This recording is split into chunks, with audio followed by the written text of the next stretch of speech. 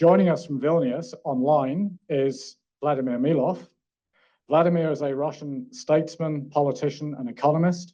He worked in the Russian government from 1997 to 2002, during which time he was deputy energy minister. Since leaving the government, he's been a vocal critic of Putin's reversal of democratic and market reforms. His interlocutor is Dr. Maxim Ananyev.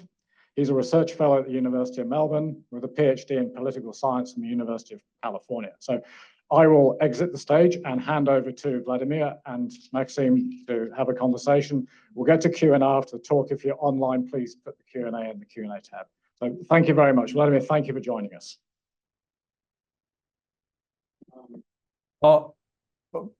Maxim, would you start or shall I go ahead?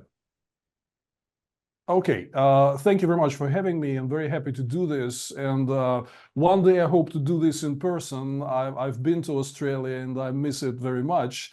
But let's focus on Russia, and I will try to keep my remarks as short as possible, leaving more room for questions and answers and discussion. There is much talk recently about Russian economy actually withstanding the sanctions and not doing so bad as many experts have initially suggested, which I think the whole this discussion about successes of Putin's economy is really very misleading. Because it is concentrated on just a very short number, a handful of macroeconomic indicators, which do not really reflect the underlying trends in the economy and the big complex picture. What is also important is not only to focus on some current indicators, but observe some long-term trends, which also portray a very different picture for the Russian economy. So my suggestion is broaden the discussion, consider many different factors, indicators, nuances, consider trends to a bigger extent than the current situation. And if you really look at that, you will see that after withstanding some initial hits, which Russia suffered 2 years ago with massive Western sanctions being introduced, economy is currently finding itself in limbo. There is no major pattern forward. The West, generally in the past several decades, has acted as a major donor of Russia in terms of capital, technology, skill. But now that Russia has decoupled from the West, the countries of what we know as the global South are in no rush to replace the West in that role. There is no investment coming from China or other countries of the global South, no technology transfer, and Russian market itself is too small to rely on in developing competitive products and domestic manufacturing and imports substitution. Basically, what we are seeing now, you see all these flashy numbers of GDP growth, but my advice is to kind of distance ourselves and abstract from GDP dynamics, because this is not really reflecting that much. I remember the last months and years of the Soviet economy. Soviet Union was GDP positive until like the very, very last moments before it collapsed. So GDP growth is sometimes a misleading figure. If you actually decouple it, you will see that most of the growth currently is narrowly concentrated in just a handful of sectors that are related to military production, which can be easily explained by the boost of military output in relation to the war and aggression against Ukraine. If you take that out, the figures are not that impressive. Construction, agriculture, civilian industries are near zero or in negative territory in most cases. Cargo turnover in a very strong negative territory in the past few months. So any real sector indicators cleared of military production would suggest that the rest of the economy, the civilian economy, is not doing too well. And there's been much talk about Russia essentially shifting towards military-oriented economy, which might be a model for future for the coming years. However, I think this debate in the West is grossly overestimating the extent to which Russian economy is converting onto military wheels. First, military expenditure is only 6% of GDP. So that is sufficient to ensure high growth figures, but this is absolutely insufficient to keep everything else working. The share of people employed by the military-related sectors in the workforce is not that big, really negligible. And basically, the question is, if Putin wants to move Russian economy forward, he really needs to rely on a totally different model that would ignite the rest of the economy and will be able to make it work. There is no such model available. Capital is still flowing out and investment is not coming in. That's a very important trend because 2 years ago, when Putin launched the full-scale aggression against Ukraine and the sanctions were introduced, there's been much talk about Chinese, Indian, Turkish, Middle Eastern investors replacing outgoing Western investment in Western companies. That has not happened.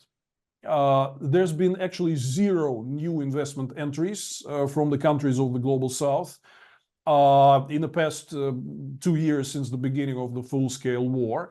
And there is a reason for it, because investors from the global South consider Russia to be a significant risk. Also, since the beginning of the full-scale war, Russian government had introduced draconian regulations for international investors. Yes, of course, they are aimed primarily at Western assets and companies, but the regulations are that any international investor is subject to all this very complicated, tedious, permissive process of moving cash out and about, of making investment decisions, acquisitions, and so on. That actually made Russia even less attractive for investors, even from China, India, and other countries of the global South. So bottom line, investment is not coming and will most likely not be coming into Russia in the next years. Current central bank's monetary policy is growth prohibitive because they are not able of bringing down inflation for long months and are maintaining 16% interest rate, which is cooling down economy more than it's cooling down inflation. Well, as a matter of fact, I have a lot of these discussions with Western commentators about the Russian economy, and they say, well, it seems in numbers that it's doing okay. To which I answer, listen, if your central bank have raised the interest rate from 7.5, which is not a low rate by all means, to 16%, and maintained it for 9 months, and the inflation is not coming down, and its yearly inflation is currently near 8%. Would you say that your economy is doing okay in that kind of circumstances? Well, usually the answer is no. As a matter of fact, if we look at the discussion that is happening in the West regarding the Russian economy, it's very easy to see that usually it follows the cherry-picking patterns that are suggested by the Kremlin. So a year ago, when the government was able to bring annualized inflation to somewhat like 3% year on year or something, that was a major subject of boasting for Putin, central bank, the government, and so on. And all of the Western headlines were repeating that. Bloomberg and the Wall Street Journal elsewhere. See, Russian government is successful in taming inflation. It's under 3%, record low, and so on. But now, after inflation had skyrocketed in the recent 12 months, Kremlin had stopped talking about it. If you look at recent Putin speeches on economic affairs, the word inflation is not even mentioned, not even once. Only in the Q&A when Putin has some interaction with ministers, businessmen, and all. So 1 year ago, Putin was boasting about bringing down inflation, and all the Western media and commentators were following that. Now it is completely out of mention. So Putin is focusing on other things, GDP growth and so on. Here's one example how this debate is manipulated, because the Russian government has been really successful in highlighting some of the issues which are comfortable for them at the moment, to create an information space suggesting that Russian economy is doing okay. So now the champion is the GDP growth. Again, it is not telling us anything because it's narrowly concentrated mostly in military-related sectors. And the problem with this military production is that they're living on borrowed time. They can only sustain themselves receiving the funding from state budget, where resources are finite.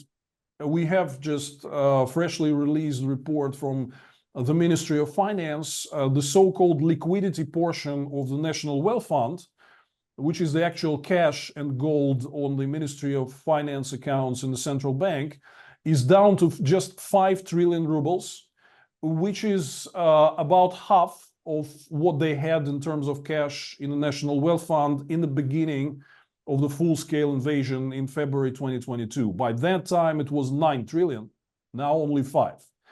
At the same time, military expenditure grown by 3 times roughly since the beginning of the war. So in February 2022, the remaining liquidity in the National Wealth Fund was sufficient to finance Russia's military budget for 30 months. Now it's down to only 5 months because military expenditure grew enormously and reserves have been shrinking. This is not a sustainable model at all. So basically, it can only last for as long as Putin has the money. When the money is expired, and I would say 5 trillion rubles in the National Wealth Fund is really very low limit, which is pretty much close to unspendable reserve that they will prefer to keep at any cost. So big question, if they continue to run the deficits, and despite oil prices somewhat increasing, the deficits are still high. If they spend out most of the remaining cash, where are they going to turn to? External capital markets are, Russia is cut off, we cannot borrow. China is not coming. China is not providing for all of these years of rift with the West. China is not providing any credit to Russia to substitute the lost access to Western financial markets. Russians are borrowing domestically, which they can do for some time, but at extreme yields. Recent placement of government bonds was like 13.5%, which means that just in 3 years' time, the share of government spending on servicing the debt will double from 5% last year to 10% in 2026. That is a projection by Ministry of Finance in the documents supplementary to the recently approved federal budget for 3 years. So the debt will not grow as much, but the cost of servicing under these yields would explode. So big question, how Putin can possibly sustain this model in the long run when budget money is finite and there are no other sources to finance the military-industrial complex. So we're really talking about the current model being sustainable for, I don't know, that's a matter of debate. 1 year, 2 years, 3 years time, but what next? Investment is not coming in. Central bank will most likely, as we can hear from Central Bank Governor Elvira Nabiullina at the last press conference in end April, will most likely really maintain a lengthy period of very tight monetary policy, which means growth prohibitive interest rates.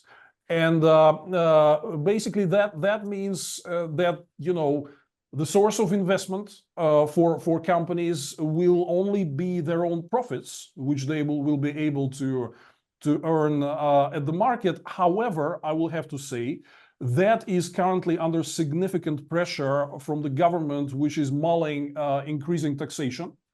Putin has already announced that there will be major increases of taxation next year, mostly on corporate profits. Today, Finance Minister Silvanov commented that they will probably next week hold a meeting with big business discussing not if tax hikes will take place, but in what specific shape. That means that corporate profits are under significant pressure from the government, which wants to raise more revenue, wants to increase taxation of vital industries. That means curbed investments. That means that the industries will have to transfer more profits to state budget, cutting off their expenditure programs.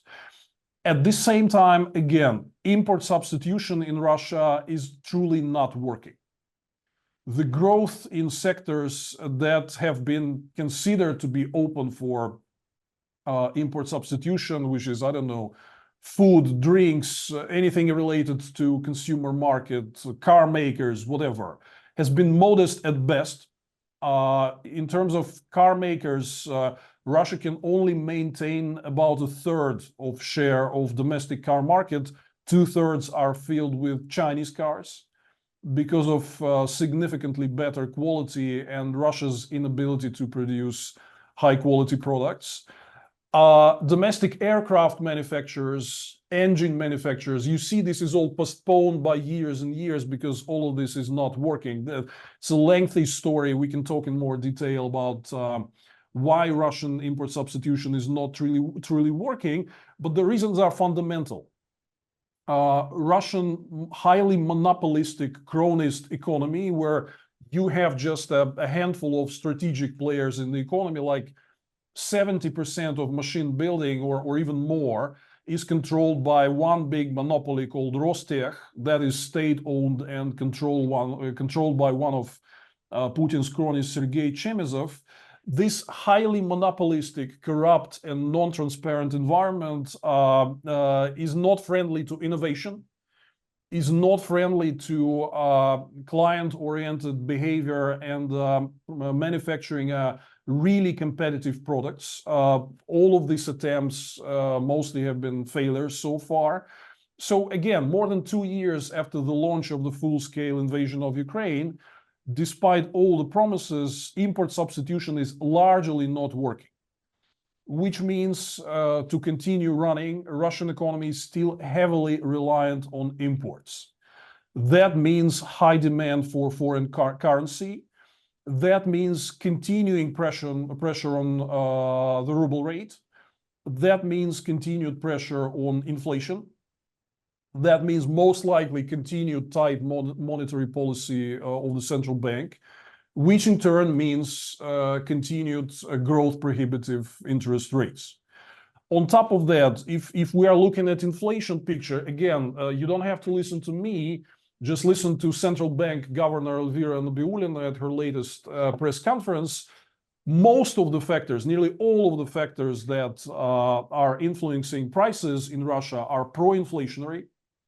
Significant budget deficit and military spending, pro-inflationary, extreme deficit of labor workforce, which is one of the key challenges to the Russian economy. Again, when Putin boasts about low unemployment, and the Western commentators are picking that up, this should not be interpreted as a positive sign, because historically low unemployment is really a sign of extreme shortage of labor, which is obviously driven by the war, mobilization, and significant exodus of skilled workforce from Russia. That factor will endure. It is not going away anytime soon. Even Putin openly admits that. Expensive goods from China and expensive logistics of trading with Asia is also pro-inflationary. Continued ruble depreciation is also pro-inflationary.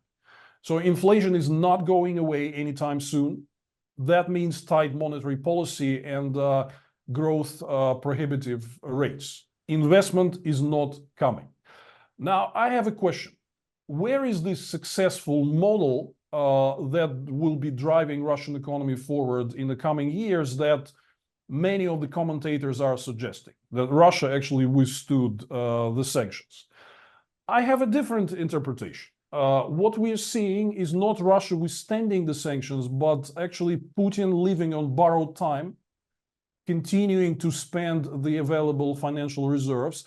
I also have to say that what happened is that he was actually given a gift from the West by not imposing significant sanctions and embargoes too fast in 2022, because the European oil embargo started working only in December 2022.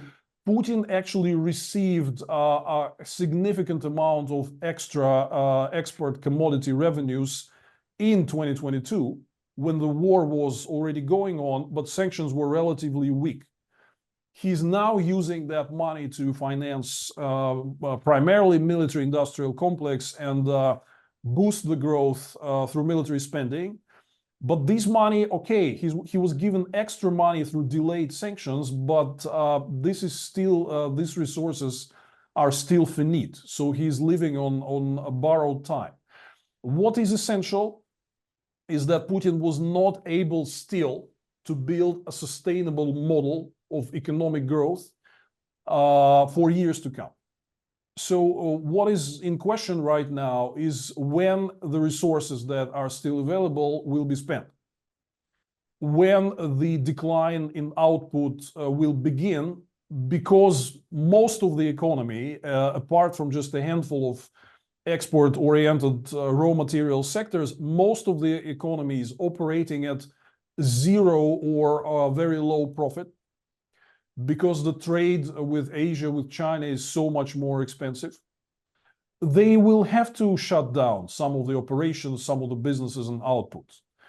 If the government will take more windfall profits, will tax them and use them as revenue to sustain the budget, that would negatively affect investment and yet again lead to declining output. Investment from the outside is not coming. Borrowing at domestic market for the government is extremely expensive and puts additional pressure on the budget. So what can we really talk about is for how long this may last. So yeah, there's this room for a discussion between the economists for how many years Putin's economy in this current model can sustain itself. It may be 1 year. Some people suggest it might be as long as 3 years or 5 years. But okay, big question is what next? There is no long-term sustainable economic model available under current circumstances. And this means that not ideally, there's always room to do more, but the Western sanctions are working. And if the West continues to tighten the screws, curb Putin's export revenues, and curb supplies of critical technology and component parts for the Russian industries, primarily military industries, that will actually significantly speed up that moment when Putin will really face the exhaustion of the current temporary economic model. So I think this is no time to actually cry about Putin's economic successes. It is time to realize that Putin's economic model has great difficulties, and the West can really do more to speed up its exhaustion. So I'll probably stop here. I have very recently, just last week, published a big report about all this at the Wilfred Martens Center for European Studies in Brussels. If you actually visit their website, martenscenter.eu, in the publications sections, you can see my report, which is called "Russian Economy is Still Standing but Stuck." It means it withstood the first shock of sanctions, but there is no viable way forward. So I suggest a lot of figures, tables, and numbers to support my point of view. I think I'll stop here, and actually will be happy to engage in discussion and answer your questions. Thank you.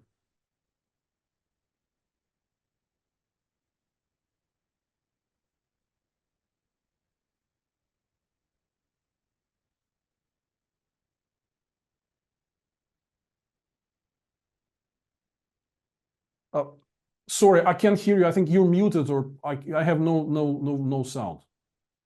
Yeah, смотри, что Vladimir, I can you hear me? Okay, good. Yes, I can. Good. So I will ask just a few questions, and then we'll open the floor for the questions from the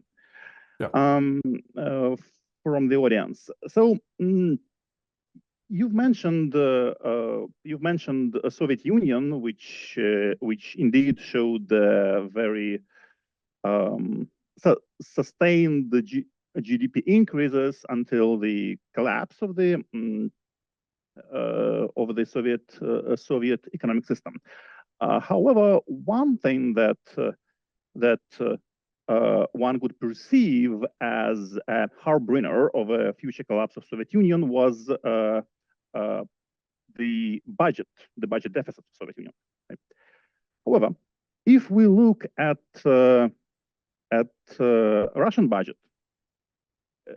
at the moment, like back in the beginning of 2023, I remember there were serious conversations about Russian budget being in deep trouble. Spending commitments increased or remained the same, but income was going down. However, as 2023 ended, the budget deficit was 3.2 trillion rubles, approximately 2% of Russian GDP. Well, this is certainly unpleasant, but the deficit was slightly lower in 2021 and then slightly higher in 2020. So it doesn't seem like Russian budget is in deep trouble at the moment. So does this mean that Russian public finances are fundamentally sound at the moment? Well, so we'll go one by one. Yeah, okay. First, I have to say that Russia is in a very different situation than the USSR at the moment, because USSR was supporting its budget through major external borrowings, they are not available to Russia. So the only thing that keeps the budget running is continuing spending of the National Wealth Fund to finance the deficit. Yes, they do some domestic borrowing, but as I said, this is explosive in terms of growth in expenses on servicing the debt. So they will inevitably continue to spend the remaining cash in the National Wealth Fund to finance the budget deficit. So the deficit should be compared not to GDP, but to the remaining money in the National Wealth Fund. And the big question that is hanging in the air, what next? What happens if it's all expired? And then again, since the beginning of the full-scale invasion, the liquidity portion of the National Wealth Fund had contracted almost twice and is now comparable with the annual budget deficit. Last year, a budget deficit was 3.4 trillion. The remaining cash in the National Wealth Fund is 5 trillion. Yes, for this year, deficit is planned as like 1.5 trillion, but usually, as past experiences show, they will not be able to stay within these limits. And I would say that looking at the current situation, the deficit would be significantly higher. Then the other factor, which I also mentioned and is very important, where do they get the extra money? Through windfall taxation of certain major companies, exporters. That is significantly painful for these industries and their prospects and their investments. Take a look at Gazprom. It made huge headlines. Gazprom had recently reported its first major annual loss in 25 years, which is roughly $7 billion. But actually, the losses in the core natural gas business is twice as much, 14 billion. That is roughly an equivalent to the windfall tax that was taken out of Gazprom for sustaining the budget back in 2022. So this is exactly the effect that I'm describing. Yeah, on surface, Russia can maintain certain, like not a catastrophic picture in government finances. But if you do scratch that surface, you'll see that the way it is being done creates major problems for major industries with windfall taxation, curbing profits and investments. And unlike the USSR, Russia does not have a luxury of external borrowing. It can only sustain the budget by continuing to spend the remaining financial reserves, which are scarce and finite. So it's like, it's like an Enron scheme. If the people remember what happened like more than 20 years ago, you maintain a very good, attractive balance sheet in mother company, but you keep all the losses down there in subsidiaries. And when it surfaces up, the overall picture is not as pleasant as in the mother company's accounting sheets. So that's what's happening with the state budget. They still have the money, so they can run for quite some time. But there are multiple challenges which make it really worse than the USSR, because USSR was open to external borrowing, and Russia cannot afford that luxury. Thank you, Vladimir. I want to briefly talk about the other aspect of sanctions, which, as you mentioned, is the export restrictions on the supplies for critical technology from the West to Russia. How binding you think are those export restrictions? I will give you one example. Back in 2022, American technology company Apple announced that it would no longer sell its products in Russia. Yet, I just, before our conversation, I searched a major Russian online retailer, and it turns out you can not only buy the latest iPhone 15, but it's also slightly cheaper than buying it here in Australia. And you can get it delivered to you within 1 hour if you order it in Moscow. Are other import restrictions, in your view, similarly porous? This is really very different in various cases, and we really have to distinguish between two separate issues. First, export restrictions that are imposed by Western governments, which are really subject to strict enforcement, which is unfortunately not always the case. The other thing are voluntary restrictions imposed by corporations, which is a much more loosely, maintained, because corporations often really lack apparatus which are needed for enforcement of these self-imposed restrictions and so on. So on the first part, technology and export restrictions that are imposed by Western governments, I would say that there is some degree of enforcement in place, but much, much more needs to be done. I have to say, Russian economy is really a big beast. It is unprecedented in terms of the scale of sanctions introduced against such a large player in the international economy. So, to maintain all these export controls, Western governments need much more enforcement capacity. Primarily people, stuff. I know this is very unpleasant for taxpayers when they hear that government needs to hire more bureaucrats, but it is absolutely crucial and necessary, because what we are seeing now is many of the circumvention schemes where Russia still gets the goods it needs that are prohibited, but it keeps receiving it, technology, component parts, and so on. Many of these cases are being uncovered by investigative journalists, basically outsiders. The governments have to react. Oh, they read a report in the press, so something has been circumvented, and they have to react. They need to hire staff to keep tracking all these manufacturers, supply chains, to make sure nothing of that stuff gets into Russia. I understand it is painful in terms of taxpayers' money, but it's absolutely necessary if you want to make the export controls work. The other thing is, there are some issues, critical dependencies, which might not be big in terms of scale, but they can really bring down some major industries, major projects. Example, there's been a failure at, and later Ukraine bombarded with drones, major catalytical cracking unit at Lukoil's refinery in Nizhny Novgorod. That is a very modern, sophisticated unit producing high-octane gasolines that is unique. This equipment is not manufactured neither in Russia nor in China, and it was supplied by Americans by Universal Oil Products.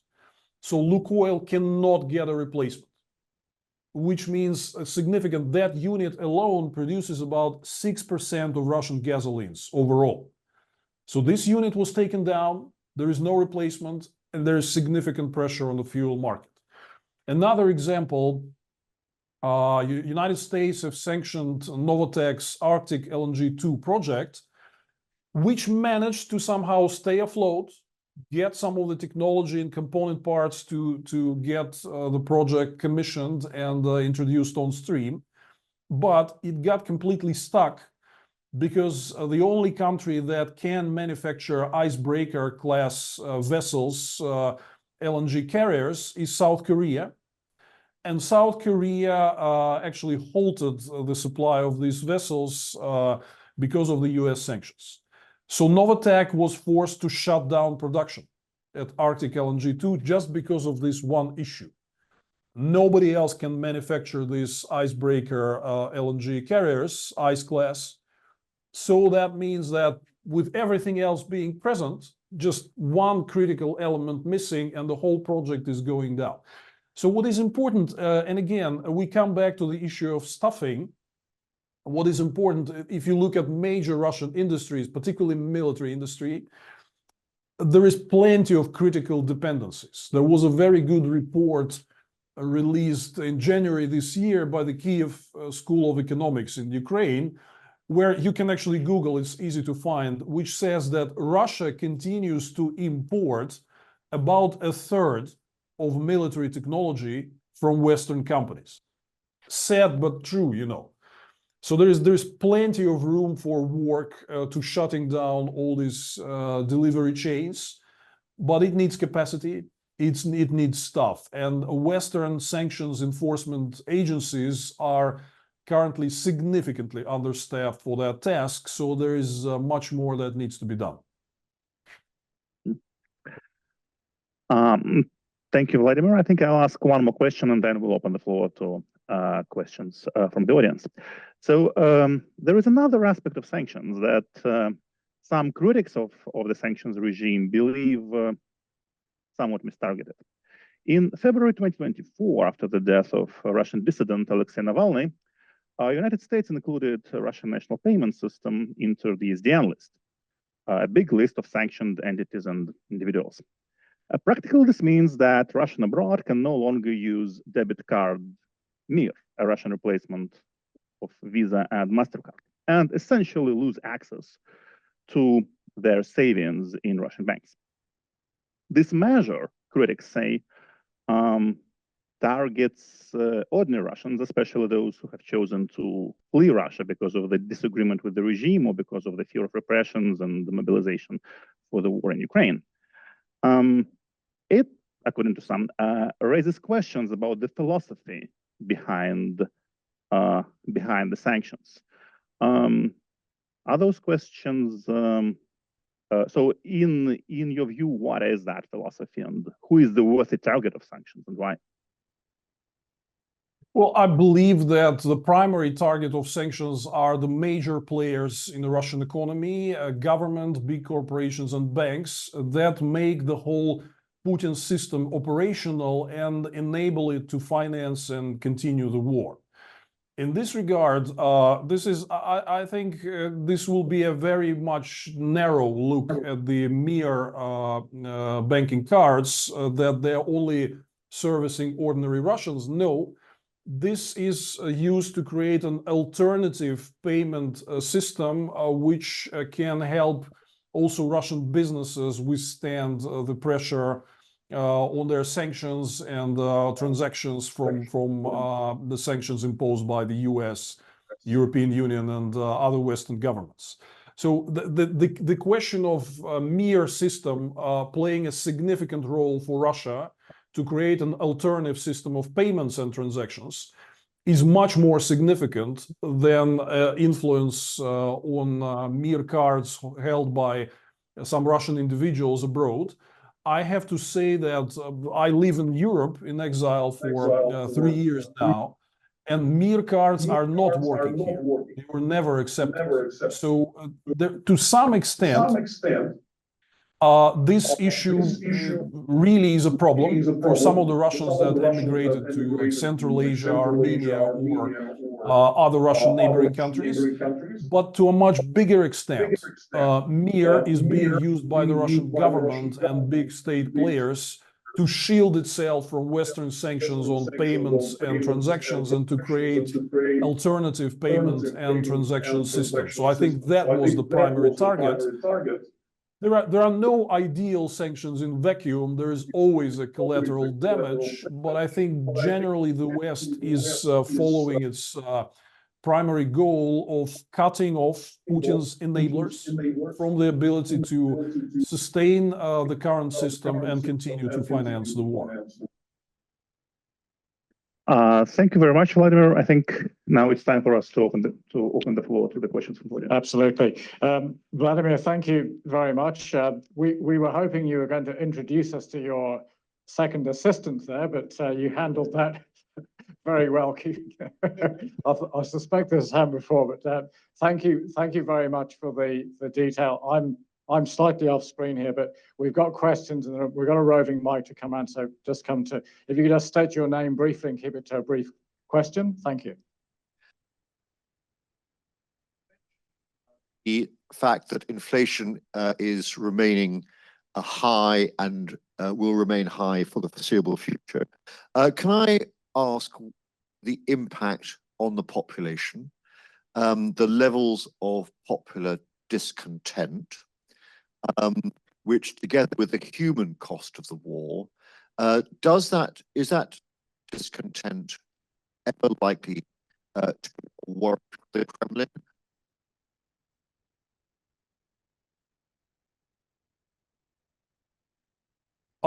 Yeah, shall we collect a few questions or shall I go ahead? Happy if you take them one by one, if you want. Okay, good. First, yes, and we should bear in mind that inflation is not a new phenomenon. There's been a very significant inflationary pressure on the Russian society in the previous years. Like there is an opinion polling agency called which is monitoring specifically the consumer market. It maintains what they call an FMCG, fast-moving consumer goods price index, which is basically everything that you buy in a grocery store. That is even significantly higher than the official inflationary figures, 215%. Price growth as compared to 1st of January 2019 in little over than 5 years. That's an enormous burden, and the people's incomes, wages, pensions have not been growing accordingly. So it is fair to say that Russians' real incomes on average are about 10-15 times lower today than they were 10 years ago, when Putin initially started the first wave of invasion of Ukraine, occupying Crimea and parts of Donbass. That is a huge source of discontent. And except that Russian, media in public environment is so tightly controlled that there's hardly any room for people to show this discontent. However, there are ways to judge besides opinion polling. Like for instance, there was a very interesting stage when Putin took his press conference in December, answering also the questions from ordinary Russians. Most of those questions were about low standards of living and extreme growth in prices and so on. However, there's this other portion of question that is often asked: when does this discontent translates into some political action, you should bear in mind that it's extremely difficult in Russia. Any kind of organized civil society and opposition activity on the ground is criminalized. So de facto organizing people to protest against government policies, any government policies, including economic, social policies, is currently criminalized and classified as a participation in extremist community, punishable up to 15 years in prison. The same you have about the criticism of the war in Ukraine. There is a special new article in the criminal codes criminalizing criticism of the war, also up to 15 years in prison. So what happens in Russia is that there is a significant demand for protest, but that is being curbed by extreme pressure through significant high prison terms. Russians don't want to go to prison. Russian prison breaks you. It's basically a soft equivalent of death, because you will significantly suffer in terms of health. After you get out, you will be perpetually labeled as person not eligible for a good job or education, and so on. Your family will be destroyed, personal life will be destroyed. So people are really afraid of that. We now have about 3 times as many political prisoners as in the late Soviet, couple of last decades of the Soviet Union. That is according to conservative estimates by Memorial NGO and others. They're very conservative in classifying people as political prisoners. So, you know, there will be protests based on all the discontent with the war, with the deteriorating social and economic situation with prices, but only when the regime weakens sufficiently, so people would consider it possible to be coming out. It's sort of like what happened in the 1980s with the Soviet Union. In 1984, we were not even dreaming about going out with slogans down with the Communist Party. Like 2 or 3 years down the road, it began to happen. So we are in a kind of a similar situation here.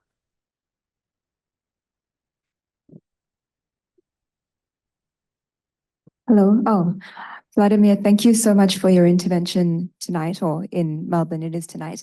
My name is Daya. I'm a lawyer, not an economist, so this might be a silly question. But you did say that global South countries are not investing in Russia as might have been expected because of draconian foreign investment laws that came in well before the war and were independent of the war. My international law experience has primarily been in North Korea and Myanmar, and those regimes have had a great time attracting foreign investment. They in fact welcome it, as you will probably know. So my question is there a chance that Russia's the next version of Russia's economic model will involve relaxing these foreign investment laws to try and extend the current reign? Well, I think there are many comparisons between Russia and places like North Korea and Myanmar, because we're clearly moving in that direction, and this is hardly deniable. However, I have to say that I firmly believe, we studied these issues with colleagues as well. I firmly believe that Russia is really not comparable in terms of as a society, as an economic and social model with North Korea, because what happens is a significant downshifting, downsizing of living standards. Usually, I think the best comparison for Russia is probably apartheid era South Africa, and not North Korea, because the society was significantly influenced by harsh Western sanctions introduced by the Western governments in mid-80s, and particularly the United States Comprehensive Anti-Apartheid Act. It had curbed investment, living standards, and downshifted the situation for even white South African residents who were not happy about it. So what matters here is the downshifting, downsizing of living standards.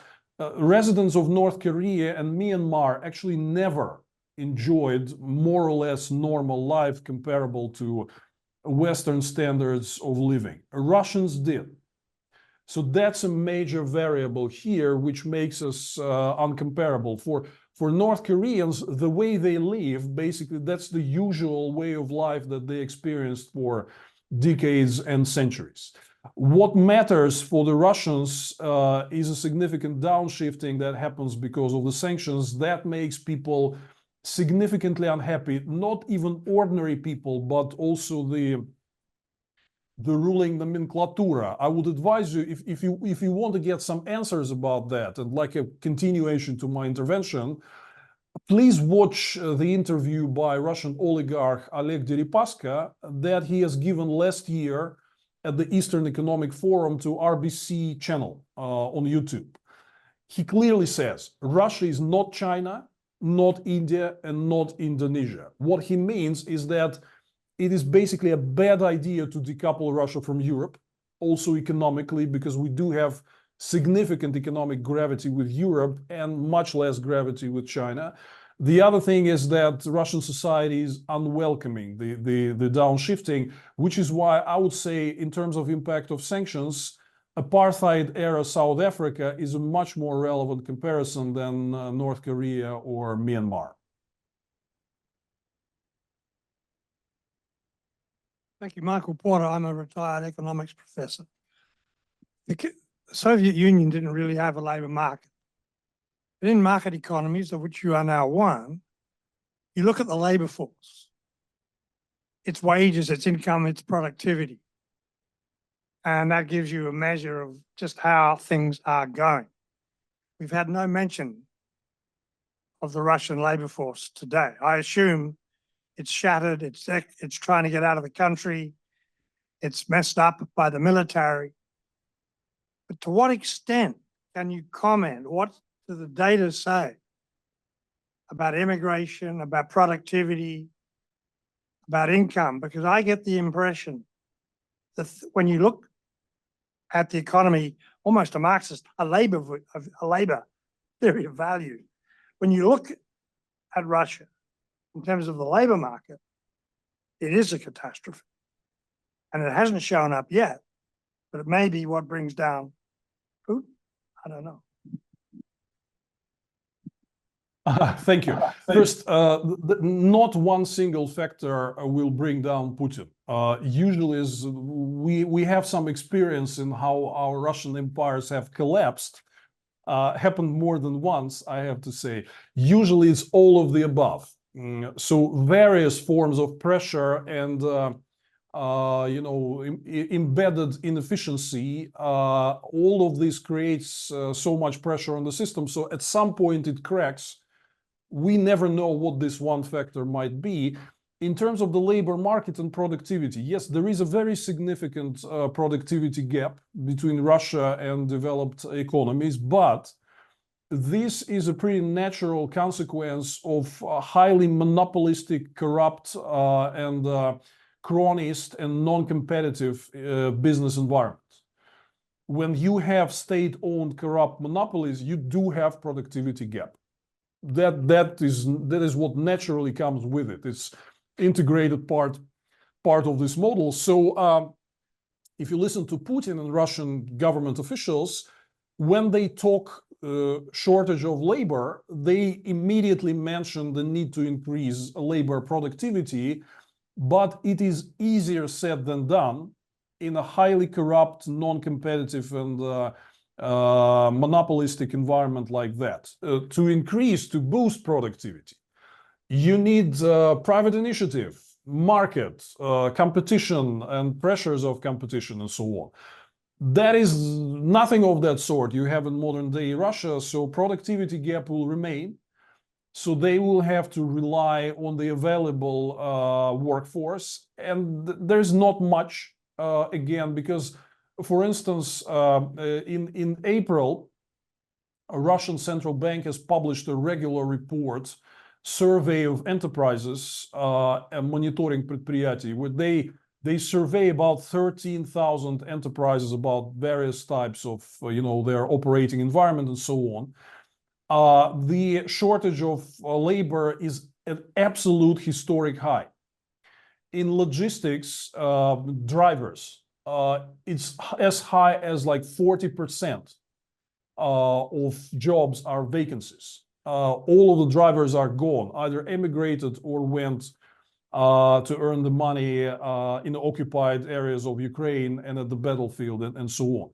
So migration cannot easily fill it because migrants first, usually Russia received a lot of migrants from Central Asia, but they're not particularly skilled.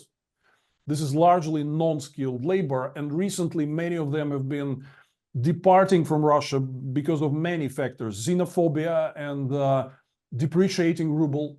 So because of ruble plunging, they earn less money and so on. So migration is not a solution. Productivity is not really working. So true, I mean, labor market is really moving towards very significant catastrophe. I think it might be exacerbated if Putin calls for another wave of mass mobilization, which he's shy of doing, which I think is directly related to the fact that it will be a total catastrophe for the labor market if he calls out a new wave of military mobilization. Peter, come to you, and then we'll get one more over here. Peter Kuzmin. The question is about statistics. How trustworthy are the statistics that Rosstat, the Russian government, put out? There are rules how to treat Russian statistics. First, you got to trust more some direct figures which are coming from the enterprises on output and their finances and so on. This is far more trustful than manipulated indicators like GDP. Or they keep continuously revisioning the old GDP figures and so on. Inflation, which is also a calculated indicator. So direct indicators, we should put a little bit more trust in them rather than calculated indicators. And the other thing is the trend. While you can manipulate some of the current statistics, but you cannot hide the trend if the trend is there. Same goes to the Russian public opinion surveys. Dynamics is more important than the actual current figures. So this is just a brief explanation. There are certain rules on how to handle it. Some of the indicators are more trustful, some less, but the trend is always more important. One more question here. Where do you see the biggest stresses on the Russian economy right now, and where would the West best target further sanctions or other measures to collapse the Russian economy? Well, there are many points of stress. I think the key problem is Putin has many areas which are getting out of control: the deficit of skilled labor, inflation, ruble depreciation, lack of investment, a lack of productive, competitive, innovative environment, which puts a brake on all these attempts to import substitution. But I think the biggest issue probably is export revenue, which continue to assist the financing of the system and financing of the war going.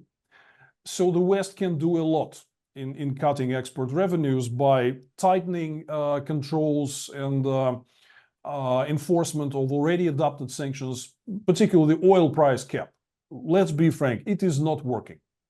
Russia sells easily above the price cap. So let's think about how to best enforce it. There are areas where Russia still gets dozens of billions of dollars of annual export revenue: liquefied natural gas, non-ferrous metals, Rosatom, and nuclear services.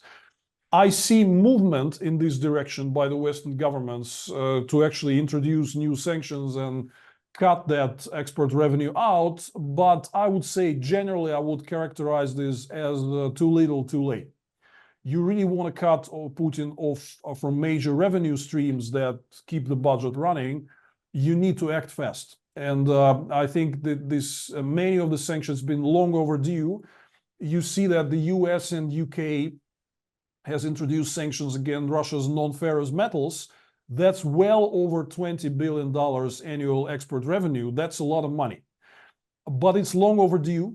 It was just introduced very recently, and it's not followed by the European Union, which is a major importer of Russia's non-ferrous metals and a major provider of revenue. So there are major areas where the West can still do a lot to cut Putin's revenue. That's a priority, and this is what should be done. Vladimir, we're getting close to the end of our time. Maybe I can just pitch one question in from Zoom. How important are you able to estimate is cybercrime to the Russian budget?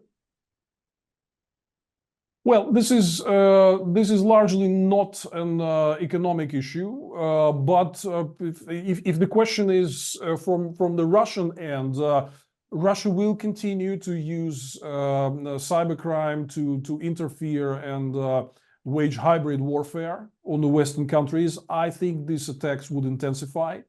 If the question was about that, that's a very important tool of destabilizing the West and an asymmetrical response to sanctions. Generally, that's an issue a little bit out of the scope of today's discussion, I think. Okay, well, we've covered an awful lot of economic macro ground, so I think just from all of us here, wish you all the very best. Thank you so much for coming on and talking to us so eloquently. Thank you to Maxim too for sharing your insights and leading the conversation. So on behalf of all of us, please join me in a round of applause for him.